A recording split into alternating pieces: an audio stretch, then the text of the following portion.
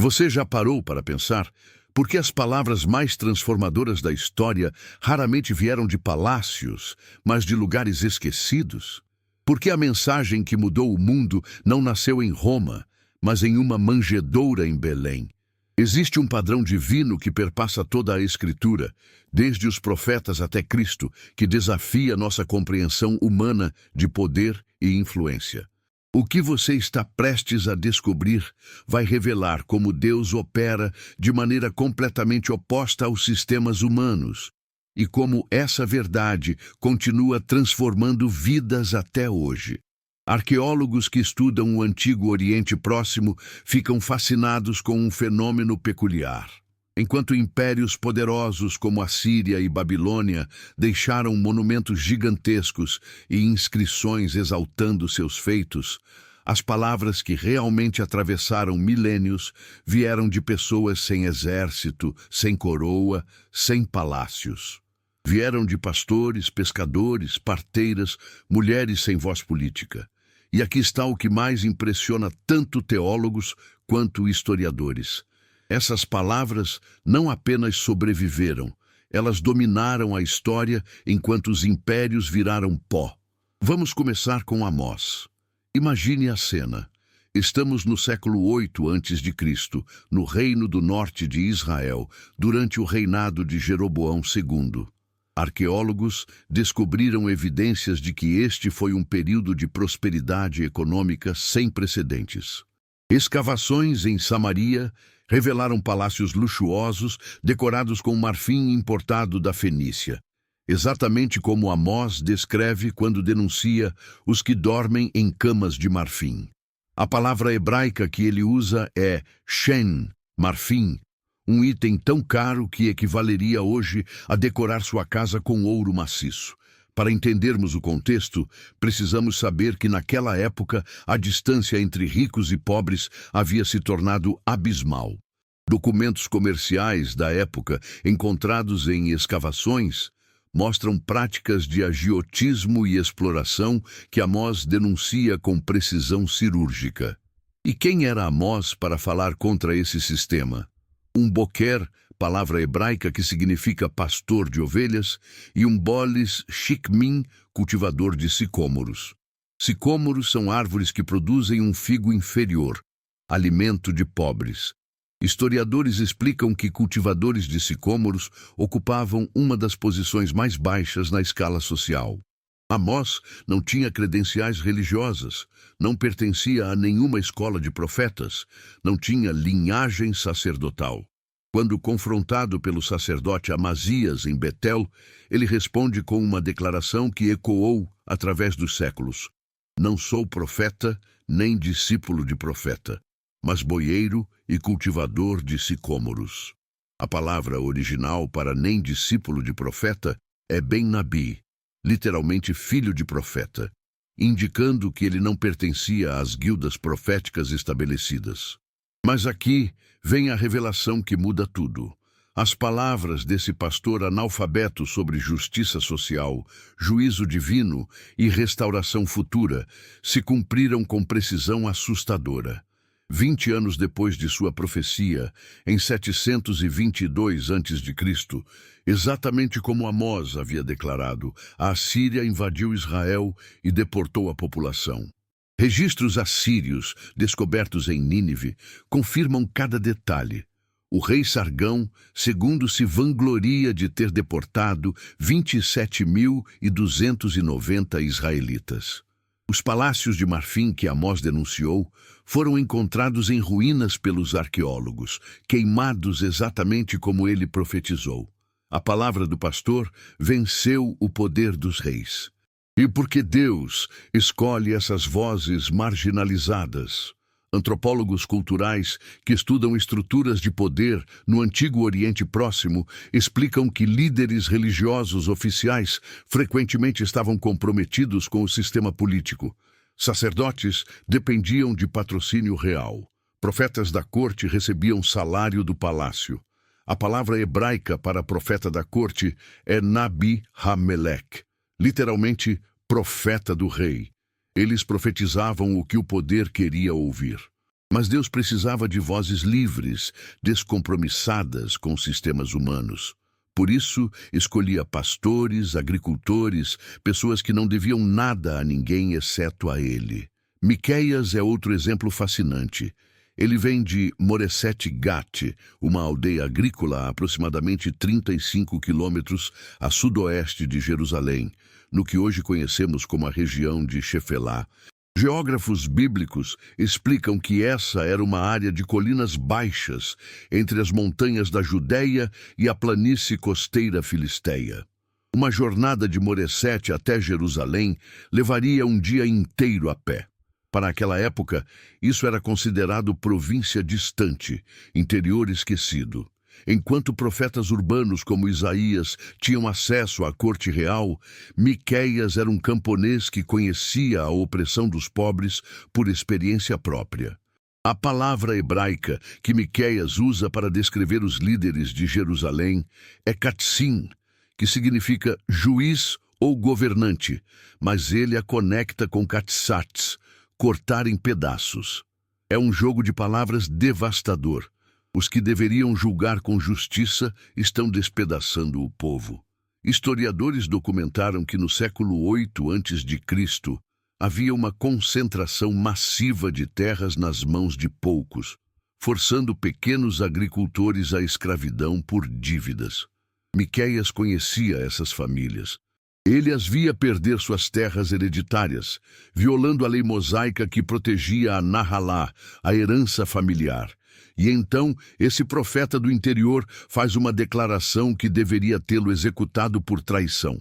Sião será lavrada como um campo, Jerusalém se tornará montes de ruínas, e o monte do templo, lugares altos de floresta. Imagine dizer isso em uma época em que Jerusalém era considerada inviolável, protegida pelo próprio Deus. A palavra hebraica que ele usa, harash, lavrar, é a mesma usada para preparar terra para plantar. Ele está dizendo que a cidade santa será tratada como solo comum, profanada, destruída. Para aquela sociedade, isso era heresia. O Templo de Salomão, construído com cedros do Líbano e decorado com ouro de Ofir, seria reduzido a Bamot Yaar, lugares altos de floresta, ou seja, mato crescendo sobre ruínas. Por séculos, os estudiosos debateram se essa profecia se cumpriu. Até que arqueólogos, trabalhando em escavações em Jerusalém nas últimas décadas, descobriram evidências dramáticas da destruição babilônica de 586 a.C. Encontraram camadas de cinzas, pontas de flechas babilônicas, selos reais queimados. Mas o mais impressionante veio de estudos geológicos e botânicos. Análises de pólen em camadas arqueológicas do período pós-destruição revelaram um aumento significativo de vegetação selvagem crescendo sobre as ruínas da cidade. A profecia de Miqueias sobre mato crescendo onde havia templo não era metáfora poética. Era descrição literal que se cumpriu exatamente como ele disse, mais de 100 anos depois de sua morte. Agora considere Jeremias, talvez o profeta mais rejeitado de todos. Ele profetizou durante os últimos 40 anos do reino de Judá, de 627 até 586 a.C. Arqueólogos descobriram selos e bulas, pequenos pedaços de argila usados para lacrar documentos, com nomes de pessoas mencionadas no livro de Jeremias, Gedalias, Baruque seu escriba, Seraías. Isso confirma a historicidade precisa da narrativa. Mas o mais fascinante é descobrir como ele foi sistematicamente desprezado. A palavra hebraica que descreve a reação ao ministério de Jeremias é bazá, desprezar, rejeitar com desdém. Ele foi espancado pelo sacerdote Passur e colocado no tronco público no portão superior de Benjamim. Foi jogado em uma cisterna cheia de lama para morrer de fome. Foi acusado de traição por aconselhar rendição aos babilônios. Antropólogos culturais explicam que em sociedades antigas do Oriente Próximo, sugerir rendição ao inimigo era considerado o pior tipo de traição, punível com morte. Mas Jeremias insistia porque Deus havia revelado que resistência seria suicídio coletivo. E aqui está o que mais impressiona. Cada detalhe que Jeremias profetizou se cumpriu com precisão cirúrgica. Ele disse que o cativeiro duraria 70 anos, não mais, não menos.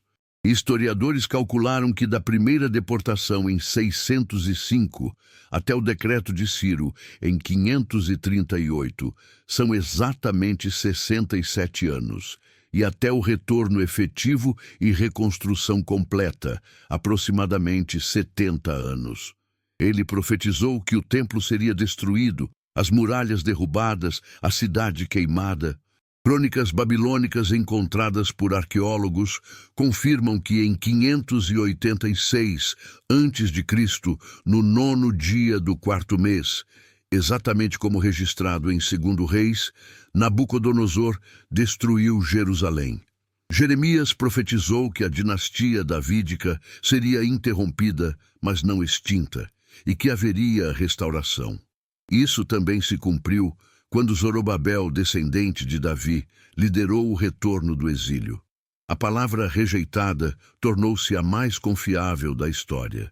Enquanto políticos, sacerdotes e falsos profetas que prometiam paz e vitória rápida foram completamente desacreditados pelos eventos, Jeremias foi vindicado. Documentos babilônicos revelam que após a conquista, os babilônios deram um tratamento especial a Jeremias, exatamente como ele havia profetizado. O profeta, que seu próprio povo queria matar, foi honrado pelos conquistadores porque reconheceram que suas palavras eram verdadeiras. Agora, vamos falar de algo que raramente recebe atenção. Mulheres que Deus usou em momentos decisivos, cujas ações discretas salvaram gerações inteiras. Comecemos com Sifrá e Puá, as parteiras hebreias mencionadas em Êxodo capítulo 1. A palavra hebraica para parteira é Meialedet, derivada de Yalad, dar à luz. Essas mulheres controlavam literalmente quem vivia e quem morria nos momentos mais vulneráveis da vida. Para entendermos o contexto, historiadores explicam que no Antigo Egito, durante o período do Novo Reino, aproximadamente entre 1550 e 1280 a.C., havia um sistema sofisticado de controle populacional de povos estrangeiros. Documentos egípcios falam de grupos semitas, chamados de Apiru ou Habiru, vivendo em Gósen, exatamente a região mencionada em Êxodo. Arqueólogos descobriram evidências de assentamentos semitas no delta do Nilo durante esse período. O faraó temia que esses estrangeiros se tornassem uma ameaça militar. Então, ele ordena às parteiras: matem todo menino hebreu ao nascer. A palavra hebraica usada é harag, matar, assassinar. Não é uma ordem ambígua, é genocídio sistemático. Mas aqui está a reviravolta. Duas mulheres, sem exército, sem poder político, sem recursos, simplesmente desobedecem. A frase em hebraico é Vatireina ha-meialedot et ha-Elohim, mas as parteiras temeram a Deus. A palavra yare, temer, carrega o sentido de reverência profunda, respeito absoluto. Elas temiam a Deus mais do que o faraó. Antropólogos culturais explicam que desafiar ordens diretas do faraó, considerado um Deus vivo no Egito, era impensável. A pena seria morte imediata e possivelmente tortura exemplar para desencorajar outros. Mas essas mulheres arriscaram tudo. E quando convocadas para explicar por que os meninos continuavam nascendo, elas usam sabedoria estratégica. As mulheres hebreias não são como as egípcias, são vigorosas e dão à luz antes que a parteira chegue. Em hebraico, a palavra usada é hayot, vivazes, cheias de vida. É uma meia-verdade brilhante que protege tanto as mães quanto as parteiras. E aqui está o que historiadores consideram fascinante. Essa decisão de duas mulheres preservou toda uma geração de meninos hebreus, incluindo Moisés, que nasceu nesse período. Sem Sifrá e Puá, não haveria libertador do Egito, não haveria êxodo, não haveria pacto no Sinai, não haveria Israel. Duas decisões discretas em salas de parto esquecidas mudaram o curso da história mais do que todos os decretos do faraó. O poder desprezou essas mulheres, mas Deus as honrou dando-lhes casas, Bet em hebraico, significando descendência, posteridade, um legado eterno. Débora apresenta outro caso extraordinário. Juízes capítulo 4 descreve-a como Neviá, profetisa, e Shoptá, juíza de Israel. Linguistas explicam que a raiz de Shoptá, Shapat, significa não apenas julgar casos legais, mas governar, liderar, trazer ordem. Ela exercia autoridade máxima em Israel durante um dos períodos mais caóticos da história nacional. O texto diz que ela habitava debaixo da palmeira de Débora, entre Ramá e Betel, na região montanhosa de Efraim. Geógrafos bíblicos identificam essa área como as montanhas centrais de Canaã, aproximadamente 25 quilômetros ao norte do que hoje é Jerusalém. Uma jornada de Ramá a Betel levaria cerca de 2 horas a pé. Por que esse detalhe lhe importa? Porque Débora não tinha palácio, não tinha corte formal, não tinha estrutura governamental. Ela literalmente julgava Israel sentada debaixo de uma árvore. Arqueólogos explicam que no período dos juízes, aproximadamente entre 1200 e 1000 a.C., Israel não tinha governo centralizado, não tinha exército permanente, não tinha capital estabelecida. Era uma confederação tribal frouxa, constantemente ameaçada por povos vizinhos. E então surge o problema. Jabim, rei de Canaã, oprime Israel por 20 anos com 900 carros de ferro. A palavra hebraica para carro de ferro é Rekev Barzel.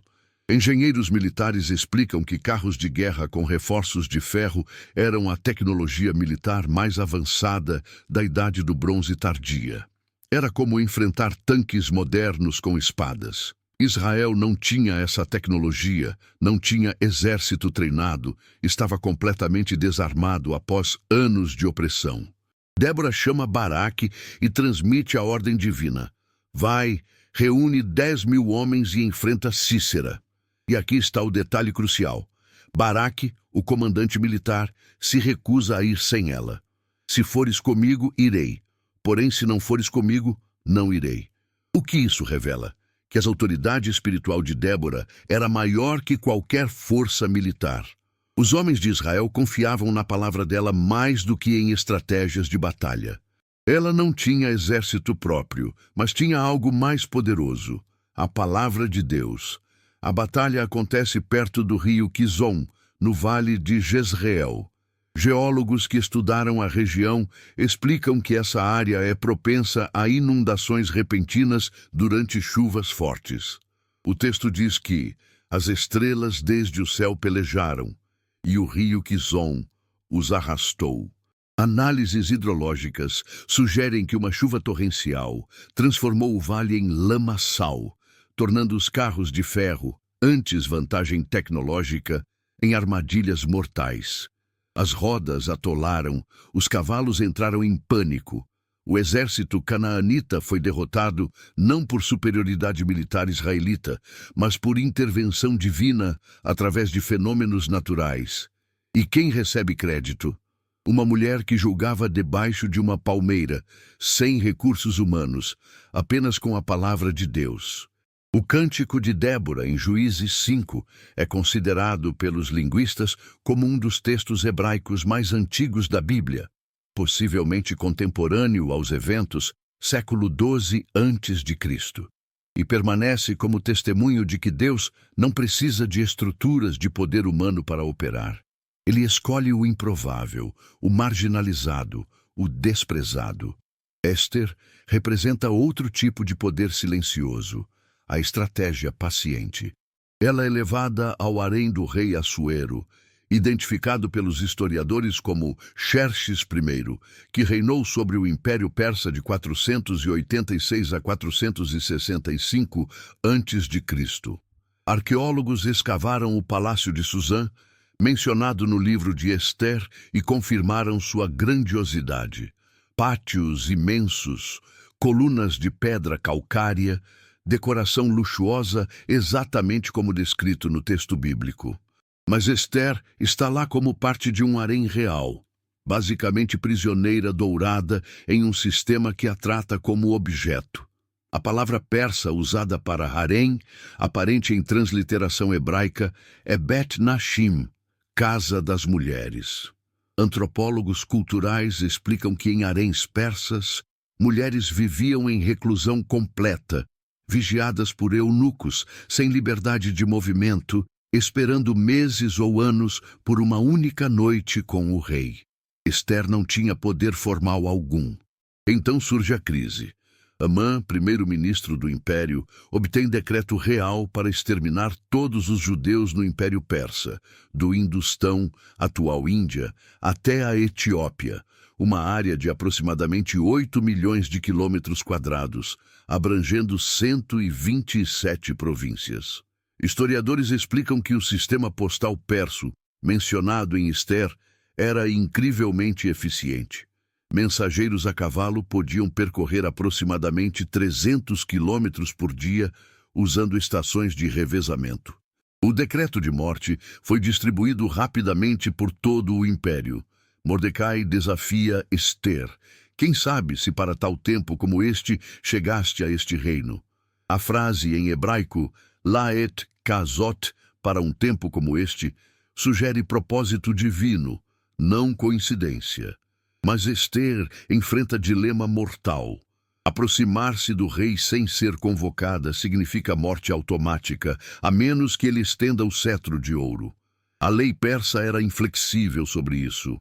Historiadores documentaram que o protocolo real persa era extremamente rígido, projetado para manter a distância entre o monarca divino e súditos comuns. E então, Ester usa estratégia brilhante. Em vez de confrontação direta, ela convida o rei e Amã para banquetes. Por que isso funcionou? Antropólogos explicam que no contexto persa, hospitalidade era sagrada. Aceitar convite criava obrigação. Compartilhar refeição estabelecia vínculo.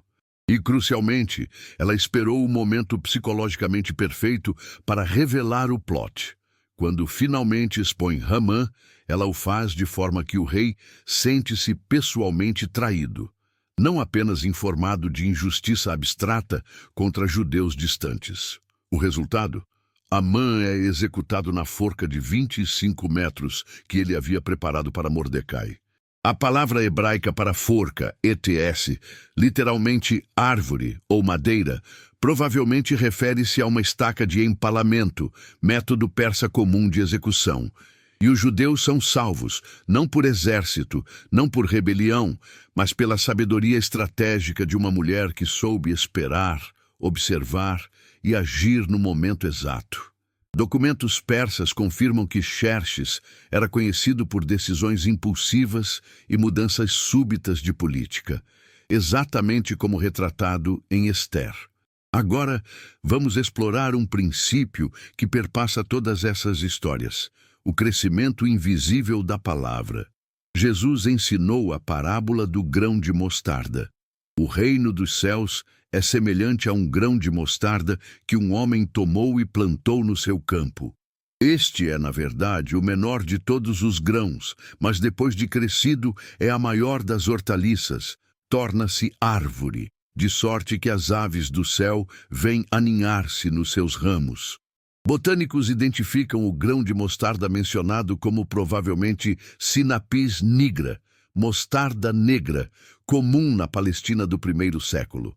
A semente mede aproximadamente 1 a 2 milímetros de diâmetro, genuinamente minúscula. Mas a planta pode crescer até 4 metros de altura. A palavra grega usada, sinapi, vem do hebraico chardal. O ponto de Jesus não era botânica precisa, mas contraste dramático. O menor início produz o maior resultado. Isso é exatamente o que aconteceu com a própria mensagem de Jesus. Ele nasceu em Belém, aldeia insignificante, a aproximadamente 8 quilômetros ao sul de Jerusalém. O nome Belém, Beit Lehem, em hebraico, significa casa do pão. Arqueólogos estimam que no tempo de Cristo tinha população de talvez 500 habitantes. Maria e José eram pessoas comuns. José, um tecton, palavra grega geralmente traduzida como carpinteiro, mas que significa qualquer artesão que trabalha materiais duros, madeira ou pedra. Eram pobres, comprovado pelo fato de oferecerem 2 pombinhos no templo, a oferta permitida para quem não podia pagar cordeiro. Jesus cresceu em Nazaré, cidade tão obscura que não é mencionada no Antigo Testamento, nos escritos de Joséfo ou no Talmude. Quando Natanael ouve que o Messias vem de Nazaré, responde: pode vir alguma coisa boa de Nazaré? Arqueólogos estimam que Nazaré tinha população de 200 a 400 habitantes no primeiro século. Era literalmente um nada no mapa político e religioso. Jesus não estudou nas escolas rabínicas de Jerusalém, não tinha credenciais do Sinédrio, não pertencia a nenhuma escola de pensamento estabelecida, não era fariseu, saduceu ou essênio. Quando ensinava no templo, os líderes religiosos perguntavam espantados: como sabe este letras sem ter estudado? A frase grega mematecos significa não tendo sido ensinado formalmente. Ele era um leigo religioso do interior. Seu ministério durou apenas 3 anos. Ele nunca escreveu um livro, nunca viajou mais de 200 quilômetros de sua terra natal, nunca liderou exército, nunca ocupou cargo político, nunca acumulou riqueza. Seu movimento consistia de 12 discípulos, a maioria pescadores galileus sem educação formal. Quando foi preso, todos fugiram. Quando morreu, parecia que o movimento havia acabado. Roma crucificou Cristo sem perceber o que estava fazendo. Para o império, era mais uma execução de um rebelde provincial incômodo. Historiadores documentaram que Roma crucificava milhares de pessoas. Joséfo relata que durante o cerco de Jerusalém, em 70 depois de Cristo, os romanos crucificavam 500 judeus por dia. Crucificação era pena reservada para escravos, rebeldes, criminosos comuns. Crucificar alguém que dizia ser Messias era, do ponto de vista romano, suprimir ameaça potencial à ordem pública. Pôncio Pilatos, o prefeito romano que condenou Jesus, é mencionado por historiadores como Tácito e Fílon. Arqueólogos descobriram uma inscrição em Cesareia Marítima, datada de aproximadamente 26 a 36 depois de Cristo, mencionando Pôncio Pilatos, prefeito da Judéia. Ele governou uma província problemática, lidou com múltiplas revoltas, foi eventualmente removido do cargo por brutalidade excessiva. Para ele, Jesus era mais um problema administrativo resolvido. Mas o que Roma não sabia é que estava cumprindo profecia escrita séculos antes. Isaías, capítulo 53, escrito aproximadamente 700 anos antes de Cristo, descreve com precisão assustadora como o cordeiro foi levado ao matadouro e como ovelha muda perante os seus tosqueadores, ele não abriu a boca. Por juízo opressor foi arrebatado, e de sua linhagem quem dela cogitou, porquanto foi cortado da terra dos viventes. O rolo de Isaías encontrado em Qumran, datado de aproximadamente 125 a.C., confirma que esse texto existia muito antes de Jesus, eliminando qualquer acusação de profecia inventada depois dos fatos. E então, 3 dias após a crucificação, acontece a reviravolta que mudou a história, a ressurreição. Os discípulos que haviam fugido covardemente voltam transformados, dispostos a morrer pela mensagem. Pedro, que negou Cristo 3 vezes, agora prega destemidamente em Jerusalém, a mesma cidade onde Jesus foi crucificado semanas antes. Estevão se torna o primeiro mártir, apedrejado enquanto ora: Senhor, não lhes imputes este pecado. Paulo, fariseu educado aos pés de Gamaliel, um dos maiores mestres de sua geração, perseguidor violento de cristãos, encontra Cristo ressuscitado na estrada de Damasco e dedica o resto da vida a espalhar o Evangelho. Ele escreve: Se Cristo não ressuscitou, é vã a nossa pregação e vã a vossa fé. Não era fé cega, era testemunho de transformação real. Críticos céticos apontam corretamente: pessoas não morrem voluntariamente por mentira que elas mesmas inventaram. 11 dos 12 apóstolos foram martirizados. Documentos históricos descrevem Pedro crucificado de cabeça para baixo em Roma, André crucificado em X na Grécia, Tiago decapitado em Jerusalém, Tomé morto por lanças na Índia. Esses homens morreram afirmando ter visto Cristo ressuscitado. E aqui está o padrão: o poder desprezou a palavra, mas a palavra venceu o poder. Dentro de 3 séculos, o cristianismo, que começou com 12 pescadores assustados, tornou-se a religião oficial do Império Romano. Não por conquista militar, não por imposição política, mas por crescimento orgânico, pessoa a pessoa, conversão a conversão, sofrimento transformado em testemunho. Historiadores debatem como isso aconteceu.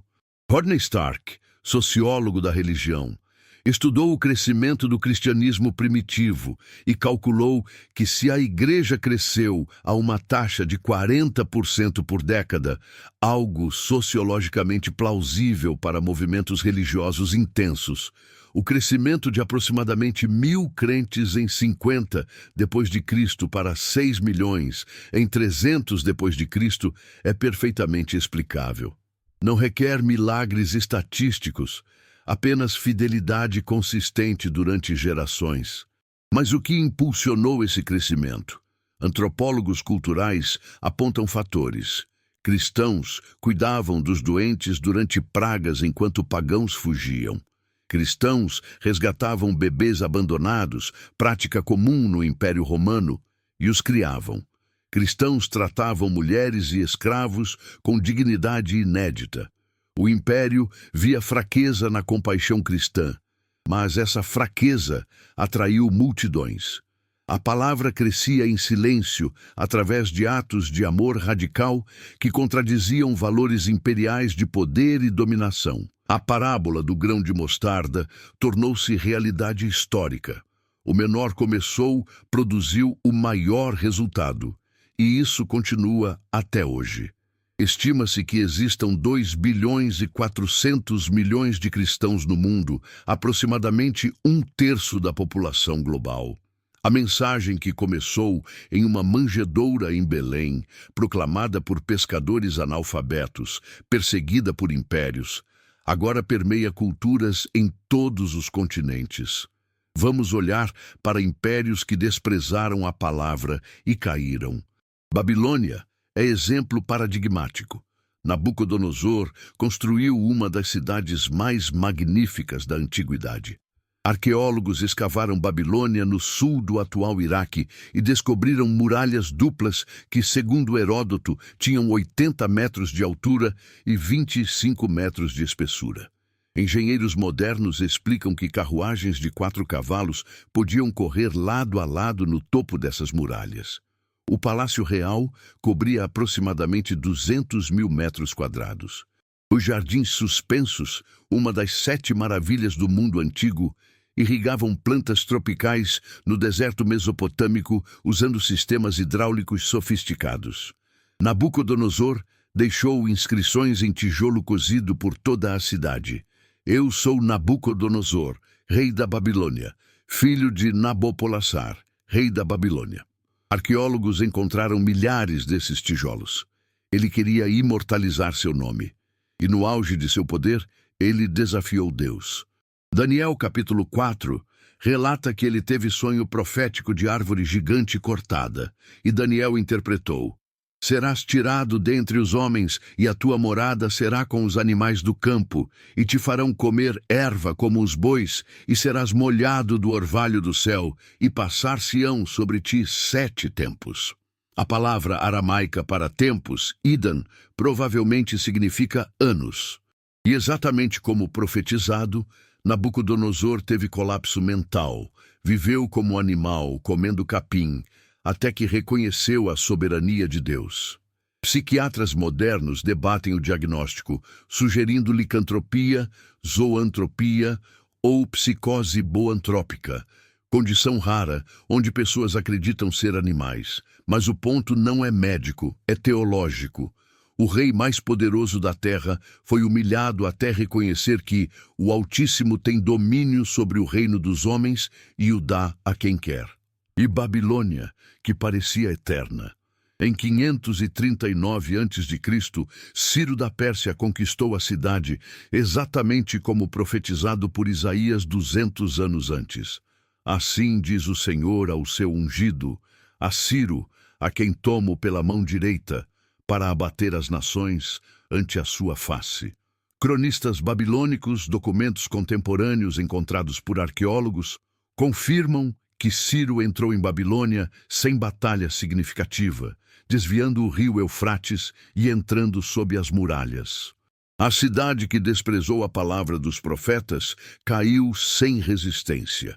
A Assíria oferece caso similar. No auge do poder, século 7 a.C., controlava território do Golfo Pérsico ao Egito, a maior extensão territorial de qualquer império até então. Suas campanhas militares eram terror legendário.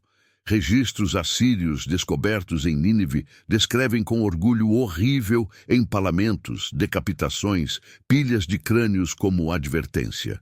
A biblioteca de Assurbanipal, escavada no século XIX, contém milhares de tabletes cuneiformes vangloriando-se de conquistas brutais. Deus enviou Jonas a Nínive para pregar arrependimento. Jonas inicialmente fugiu porque sabia que Deus é misericordioso e poderia poupar os assírios, inimigos mortais de Israel. A cidade de Nínive era imensa. Jonas, capítulo 3, diz que tinha 3 dias de caminhada. Arqueólogos mediram as ruínas. O perímetro interno de Nínive era de aproximadamente 12 quilômetros. O perímetro exterior, incluindo subúrbios, era de aproximadamente 60 quilômetros. Uma jornada completa através da cidade e subúrbios levaria realmente 3 dias. Surpreendentemente, Nínive se arrependeu sob a pregação de Jonas, desde o rei até os animais proclamando jejum. E Deus poupou a cidade. Mas isso foi temporário. Uma geração depois, a Síria voltou à violência brutal. Então Naum profetizou sua destruição. Ai da cidade sanguinária, toda cheia de mentiras e de rapina. Em 612 a.C., coalizão de medos e babilônios sitiou Nínive por 3 meses. Crônicas babilônicas descrevem que o rio Tigre inundou, derrubando parte das muralhas, e a cidade caiu exatamente como Naum havia profetizado. O mais impressionante é que Nínive desapareceu tão completamente que por séculos estudiosos duvidaram que realmente existiu. Somente no século XIX, quando arqueólogos como Austen Henry Layard escavaram os Tells, montes que ocultavam as ruínas, Nínive foi redescoberta. A cidade que aterrorizou o mundo antigo foi tão completamente destruída que até sua localização foi esquecida. A palavra dos profetas permaneceu, mas o império virou pó. E Roma? O império crucificou Cristo, perseguiu cristãos durante 3 séculos, alimentou leões com mártires, queimou crentes como tochas nos jardins de Nero.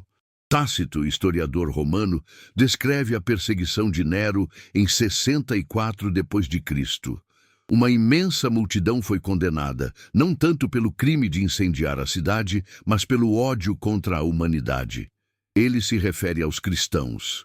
Plínio, o jovem, governador da Bitínia, escreve ao imperador Trajano por volta de 112 depois de Cristo, perguntando como lidar com cristãos, descrevendo-os como superstição perversa e excessiva. Mas o que aconteceu? Em 313 depois de Cristo, o imperador Constantino emitiu o Édito de Milão, legalizando o cristianismo. Em 380 depois de Cristo, o imperador Teodósio fez do cristianismo a religião oficial do império. Em 476 depois de Cristo, o Império Romano do Ocidente caiu, mas a Igreja permaneceu. O que sobreviveu de Roma? Não suas legiões, não seus imperadores, não seus deuses pagãos. O que sobreviveu foi a fé que ela tentou exterminar. Hoje, basílicas cristãs ocupam o Fórum Romano onde Césares eram adorados como deuses. A palavra venceu o império. E isso nos traz ao padrão fundamental. Deus trabalha mais no silêncio do que no espetáculo. Por quê? Porque espetáculo atrai multidões, mas silêncio forma caráter. Espetáculo impressiona, mas silêncio transforma. Espetáculo depende de circunstâncias, mas silêncio revela a essência.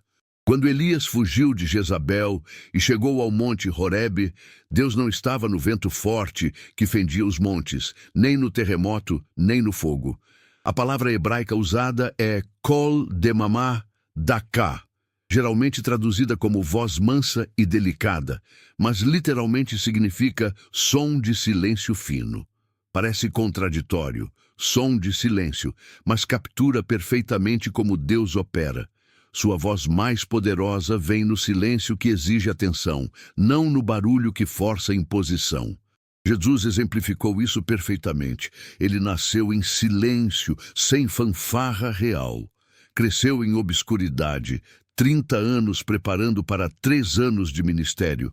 Sua maior obra, a redenção da humanidade, aconteceu em cruz, aparente derrota, silêncio ensurdecedor enquanto o céu escurecia.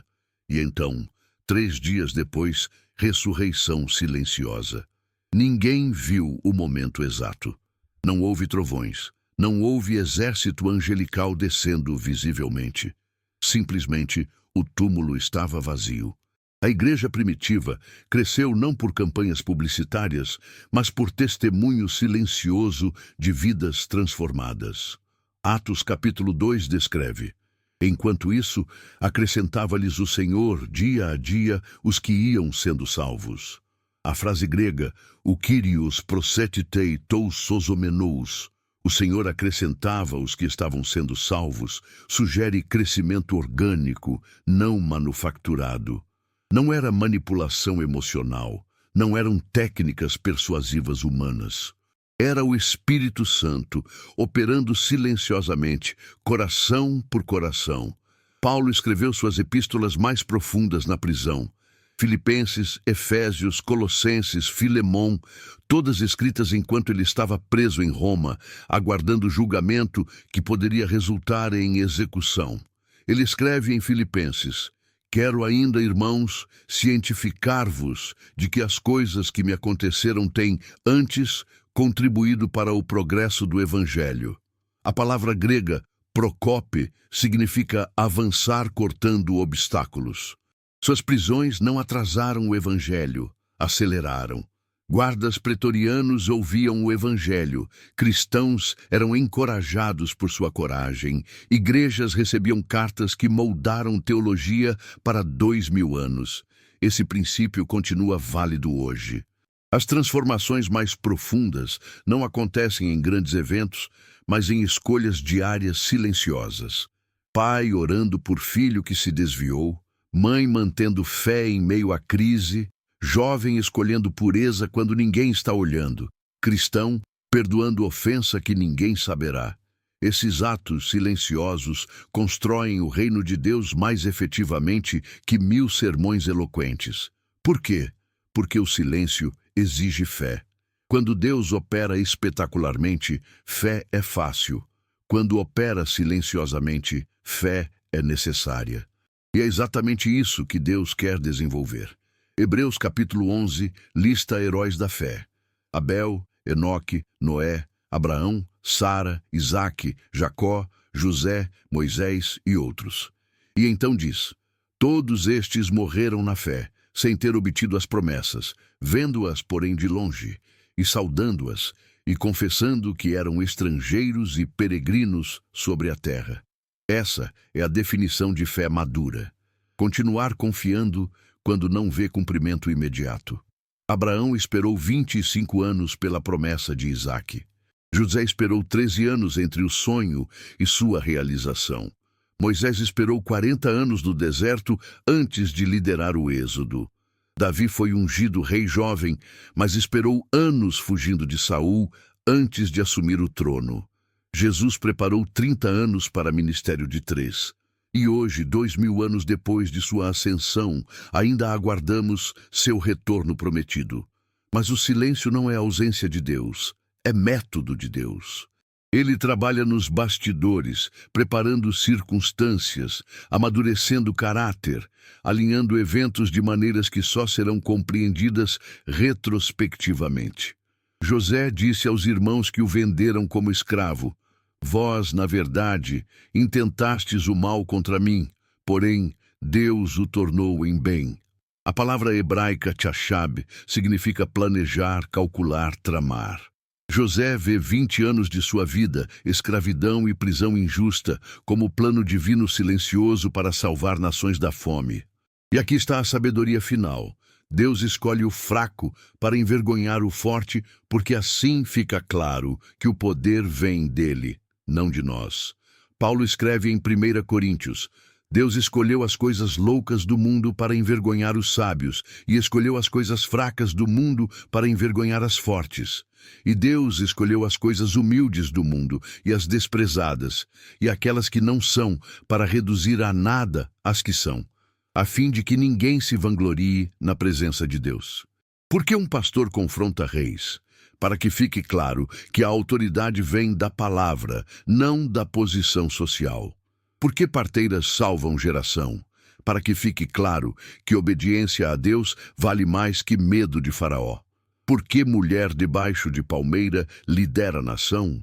Para que fique claro que Deus não precisa de estruturas humanas para operar. Por que pescadores fundam um movimento que transforma o mundo? Para que fique claro que o poder é do Espírito, não da eloquência humana. Isso tem implicações profundas para nós hoje. Significa que sua obscuridade não limita a Deus. Significa que sua falta de credenciais não impede seu propósito. Significa que suas circunstâncias desfavoráveis podem ser exatamente onde Deus quer operar mais poderosamente. Significa que o silêncio que você está experimentando pode ser preparação para a revelação que mudará tudo. Então, o que fazer com essa verdade? Primeiro, pare de desprezar pequenos começos. Zacarias profetizou: quem despreza o dia dos humildes começos? A palavra hebraica, katan, significa pequeno, insignificante. Deus pode estar fazendo algo gigantesco através do que parece pequeno agora. A igreja que reúne 5 pessoas pode ser nascedouro de avivamento. O ministério que parece estagnado pode estar em preparação silenciosa para a explosão. Seu testemunho, que parece ineficaz, pode estar plantando sementes que frutificarão em década. Segundo, confie no timing de Deus mais que em sua pressa. Abacuque questionou: até quando, Senhor, clamarei eu, e tu não me escutarás? E Deus respondeu: a visão ainda está para cumprir-se no tempo determinado, mas se apressa para o fim e não falhará. Se tardar, espera-o, porque certamente virá, não tardará. A palavra hebraica para tempo determinado, moed, significa tempo apontado, tempo exato. Deus tem timing perfeito mesmo quando não entendemos. Terceiro, valorize o trabalho silencioso mais que o reconhecimento público. Jesus ensinou: quando deres esmola, ignore a tua mão esquerda o que faz a tua direita, para que a tua esmola fique em secreto, e teu Pai, que vê em secreto, te recompensará. A palavra grega para em secreto, entocripto, literalmente no escondido, sugere que as maiores recompensas vêm por atos que só Deus vê. Ore quando ninguém sabe. Jejue quando ninguém percebe. Doe quando ninguém aplaude. Sirva quando ninguém agradece. Esse é reino de Deus se expandindo silenciosamente. Quarto, mantenha fidelidade em tempos de silêncio. Muitos desistem exatamente antes do breakthrough porque Deus parece silencioso. Mas silêncio não é rejeição. Às vezes é teste, às vezes é preparação, às vezes é proteção. Maria passou 9 meses em gestação silenciosa antes de dar à luz o Salvador do mundo. Sementes passam meses escondidas na terra antes de brotar. Ouro passa pelo fogo antes de ser purificado. Seu silêncio atual pode ser gestação de milagre. Quinto, nunca subestime o poder de obediência simples. As parteiras simplesmente temeram a Deus. Amós simplesmente entregou a mensagem. Débora simplesmente confiou na palavra. Esther simplesmente esperou o momento certo. Nenhum deles fez algo extraordinariamente complicado. Fizeram o óbvio, com obediência radical. E Deus multiplicou. Você não precisa ser estrategista brilhante, precisa ser obediente fiel. Faça o próximo passo certo, deixe Deus cuidar dos resultados. E, finalmente, lembre-se que você faz parte de história muito maior. Hebreus capítulo 12 diz: portanto, também nós, visto que temos a rodear-nos tão grande nuvem de testemunhas, desembaraçando-nos de todo o peso e do pecado que tenazmente nos assedia, corramos com perseverança a carreira que nos está proposta. A palavra grega nephos martiron, nuvem de testemunhas, sugere que aqueles que correram a corrida antes de nós estão observando, torcendo, testemunhando nossa fidelidade. Amós está assistindo, Miqueias está assistindo, Jeremias está assistindo, Sifrá e Puá estão assistindo, Débora está assistindo, Esther está assistindo, Paulo está assistindo. Todos aqueles que foram subestimados por não virem do poder, mas cujas palavras cresceram em silêncio até dominar a história, estão testemunhando sua corrida. E mais importante que todos, Jesus, o autor e consumador da fé, está assistindo e torcendo por você. Então não desista no silêncio, não desanime na obscuridade, não questione quando Deus parece escolher o caminho mais lento, mais silencioso, mais improvável, porque esse é exatamente seu padrão através de toda a história. Ele escolhe o marginalizado para confundir o poderoso. Ele usa o desprezado para derrubar o orgulhoso. Ele opera no silêncio para que, quando a revelação vier, fique absolutamente claro que o poder é dele.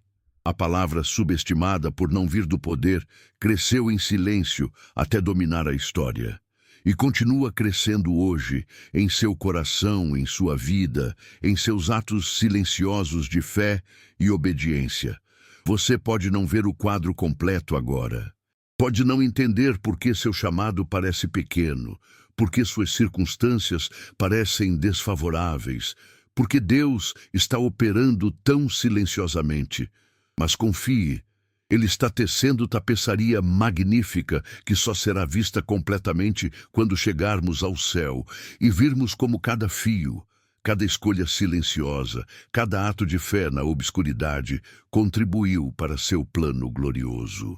Que a paz do Senhor Jesus Cristo, que nasceu em manjedoura, mas ressuscitou em glória, que foi desprezado, mas agora é exaltado acima de todo nome, que operou silenciosamente, mas transformou a história eternamente, repouse sobre você.